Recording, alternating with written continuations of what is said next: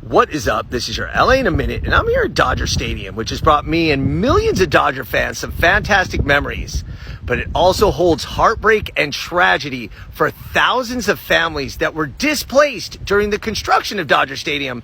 And in fact, right here on the third base side, there was an elementary school, Palo Verde Elementary School, that was buried during the construction of Dodger Stadium. This is a story that needs to be told. Let's get into it. It's important to note that in the modern era, the Dodgers have become very important to the development of a homegrown Latino identity in Los Angeles. The explosion of the Dodgers Latino fandom is usually attributable to one moment, the signing of Fernando Valenzuela from Sonora, Mexico in 1979. Fernando was a humble and unhittable pitcher who won Cy Young and Rookie of the Year and led the Dodgers to a World Series title in 1981. According to the Dodgers in 2023, 54% of Dodger fans are Latino and 74% of those Latino fans are of Mexican descent. But the relationship of the Dodgers of Walter O'Malley and its Mexican-American fans had dark beginnings. By the early 1900s, communities had sprung up on the steep terrain of what was then known as Stone Quarry Hills. What eventually came to be called Chavez Ravine encompassed about 315 acres and had three main neighborhoods: Bishop, Palo Verde, and La Loma. These were neighborhoods. There were grocery stores, churches, elementary school. Many residents grew or raised their own food: produce, turkeys, goats, chickens.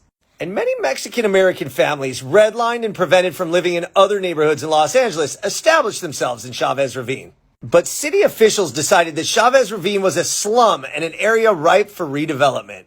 They labeled the neighborhood blighted and came up with a plan for a massive public housing project known as Elysian Park Heights, which would include housing, homes, stores, and an elementary school. But remember, these were neighborhoods home to more than 1,000 families. To achieve the city's goals, they tried to force homeowners to sell, including with intimidating letters like this from the Housing Authority of the City of Los Angeles. The city told some Chavez Ravine homeowners that if they didn't sell, the city would just enact eminent domain and seize their property and force the residents out of their homes. A majority of the homeowners did leave one way or the other by 1953, but at that point, the Elysian Park Heights project fell apart. Newly elected Mayor Norris Polson opposed public housing, saying it was un-American, and the city ended up buying back the land at a much lower price from the Federal Housing Authority with the agreement that the city would use it for a public purpose. By 1957, only 20 families remained in Chavez Ravine. These were the ones that had fought the city's offers to buy their land and escaped eminent domain. Simultaneously in New York, Brooklyn Dodgers owner Walter O'Malley was having trouble getting funding for a new stadium in Brooklyn, so he had his sights set on the West Coast, specifically Los Angeles. A referendum was left to the voters in June of 1958 to trade 352 acres of land at Chavez Ravine to the owner of the Brooklyn Dodgers, which in theory was considered a public project if he built a stadium there. The vote was narrowly approved, and the following year, the city began clearing land for what would become Dodger Stadium. On a day forever known as Black Friday to residents of Chavez Ravine, May 8th, 1959, bulldozers and sheriff's deputies showed up to forcibly evict the last few remaining families in Chavez Ravine. Sheriffs kicked open doors, movers hauled out furniture, deputies dragged people kicking and screaming from their own homes in Chavez Ravine. Places that had hosted weddings, quinceañeras, neighborhood get-togethers were reduced to rubble. Remaining families such as the Vargases, the Arechigas, the Montalvos were left with nothing to show for the homes that they had fought for and created so many memories in for generations. And as work began on Dodger Stadium, ravines were just filled in, including the complete burial of Palo Verde Elementary School underneath now what is foul territory outside the third baseline.